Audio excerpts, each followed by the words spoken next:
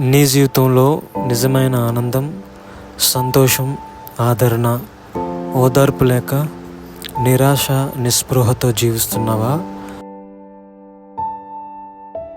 కన్నీటితో పగలు రాత్రి గడుపుతున్నావా?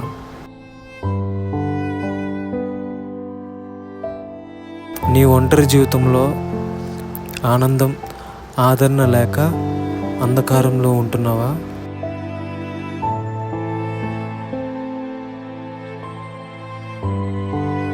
అయితే ఈరోజు నీకు నిజమైన సంపూర్ణమైన ఆనందం, ఆదరణ ఇచ్చి నీ చీకటి జీవితంలో ఆశ్చర్యమైన వెలుగునిచ్చేది కేవలం దేవుని వాక్యం.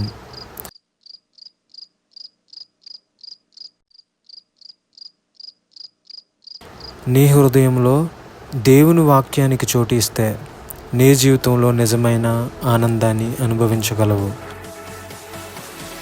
ఎవని మనస్సు ఆయన మీద ఆనుకొని ఉంటుందో వానికి దేవుడు పూర్ణ శాంతి గలవానిగా చేస్తాను అని వాగ్దానం చేశారు.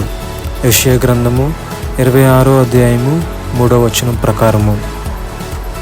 ఆమేన్.